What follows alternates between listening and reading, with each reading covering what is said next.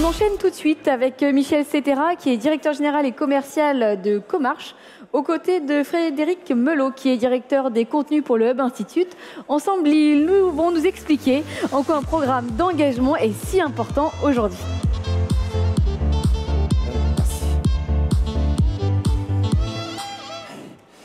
Mais bonjour à tous et à toutes. Bonjour Michel Cetera. Vous êtes donc directeur général et commercial chez Comarch depuis 14 ans. Vous avez mené plus d'une vingtaine de projets fidélité, donc fidélité client, bien sûr, expérience client, pour des entreprises de toute taille, de tout marché, dont le retail alimentaire en particulier, d'ailleurs, enfin notamment.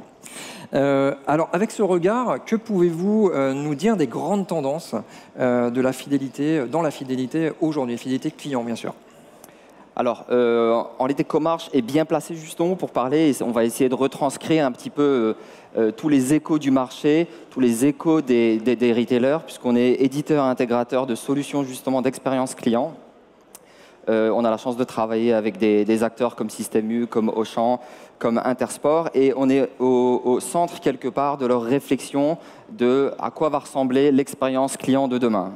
On a ces remontées au travers des appels d'offres qu'on reçoit régulièrement, des événements auxquels on participe ou que l'on organise. Et toutes ces remontées nous ont montré des tendances qui vont apparaître ou qui sont en train d'être mises en place justement de nos jours. Et pour vous donner un peu un overview justement de la fidélité, je vais faire un step back. Au début de la fidélité, dans les années 90-2000, on faisait essentiellement de la fidélité transactionnelle. Donc tout simplement, c'était des mécaniques très simples, 1 euro égale 1 point. C'était essentiellement dans justement le commerce alimentaire.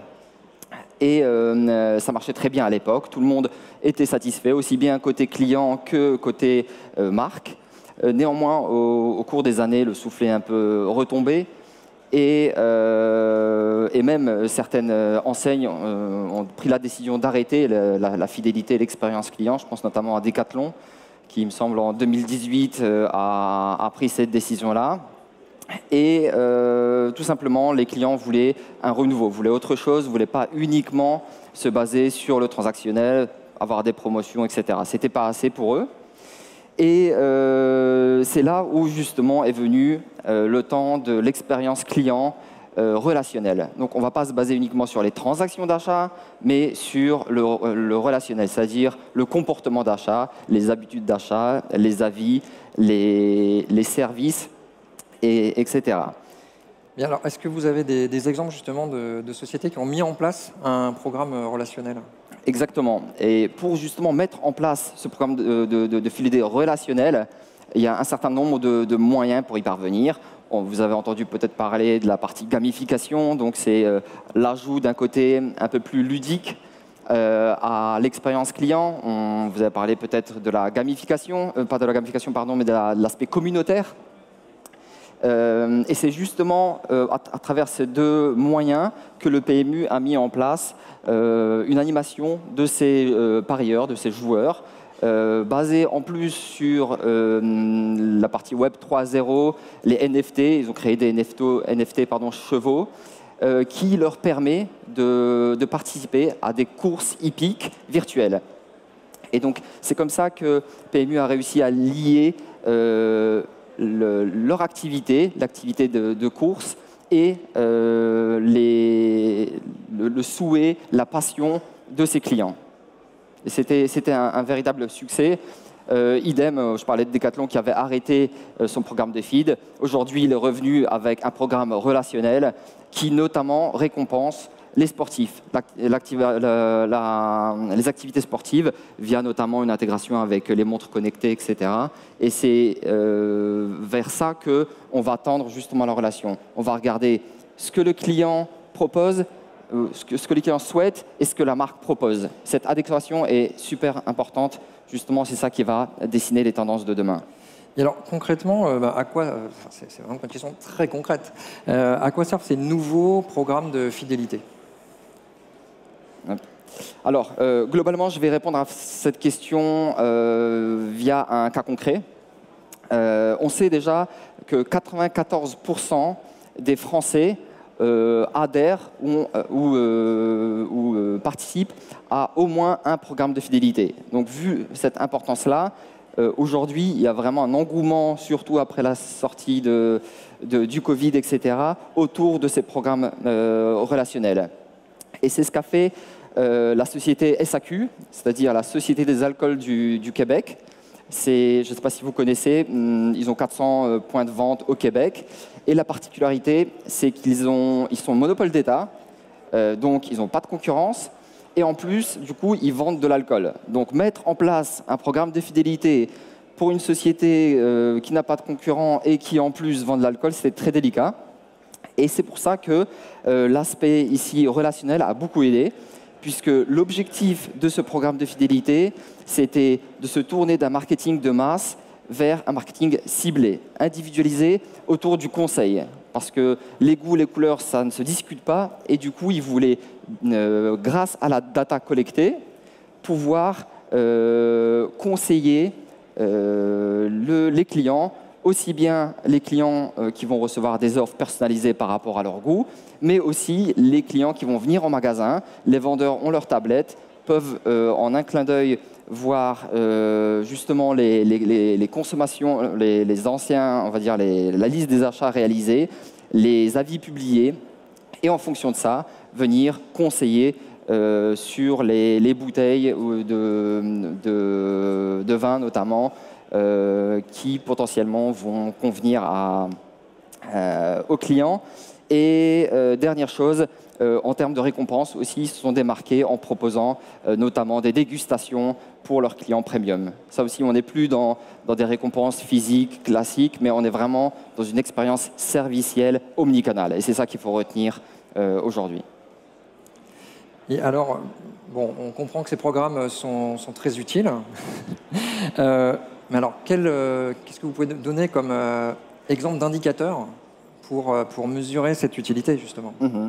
Alors, globalement, autant sur les programmes transactionnels, le ROI était facilement calculable, palpable, autant sur les programmes dits transactionnels et relationnels, ici c'est un peu plus compliqué. C'est pour ça qu'on s'est rapproché de l'Institut IFOP, avec lequel on a l'habitude de travailler pour réaliser un certain nombre de sondages. Et ce que cet institut nous montre au travers justement de ces sondages, que l'objectif, c'est d'encarter, d'avoir un maximum de clients qui adhèrent à la marque. Puisque un chiffre qui est important, c'est 5% de clients encartés en plus vont générer jusqu'à plus de 25% du chiffre d'affaires.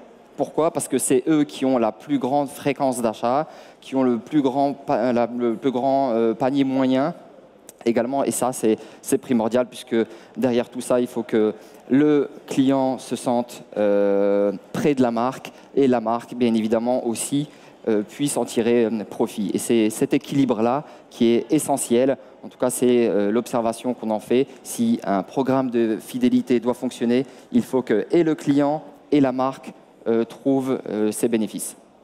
Bon, alors, il nous reste moins de 2 minutes pour boucler ce sujet très intéressant. Mais comment Comarch, concrètement aussi, peut aider les retailers à mettre en place de telles mécaniques d'engagement que vous venez de nous expliquer? Alors, globalement, Comarch, on a 3 missions principales. La première, c'est outiller, puisqu'en tant qu'éditeur de logiciels, notre plateforme, justement, va permettre, et ça c'est le deuxième point, d'innover. On sait que, et on l'a montré aujourd'hui, on l'a vu aujourd'hui, que le marketing d'aujourd'hui n'est pas le même que le marketing d'hier et ne sera pas le même que le marketing de demain. Donc ce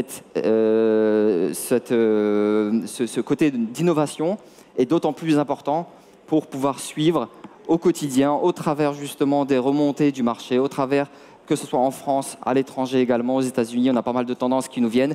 Et nous, en tant qu'éditeurs, il faut qu'on puisse suivre justement cette évolution, parce que la plus grande frustration, je pense, pour les équipes marketing, c'est d'avoir une très bonne idée et de ne pas pouvoir la mettre en place parce que l'outil ne le permet pas ou parce que le SI, donc le système d'information, ne le permet pas. Alors, merci beaucoup. Alors, il me semble qu'on peut vous croiser, vous rencontrer facilement sur ce Hub des Retail. En effet, on a un stand juste derrière, donc n'hésitez pas à venir nous voir. On a également publié sur notre espace partenaire l'étude IFOP qui fait plusieurs pages et qui vous donnera plus d'éléments, plus d'indicateurs super intéressants, peu importe le domaine d'activité, votre domaine d'activité. Et vous animez une masterclass jeudi aussi, hein, en ligne.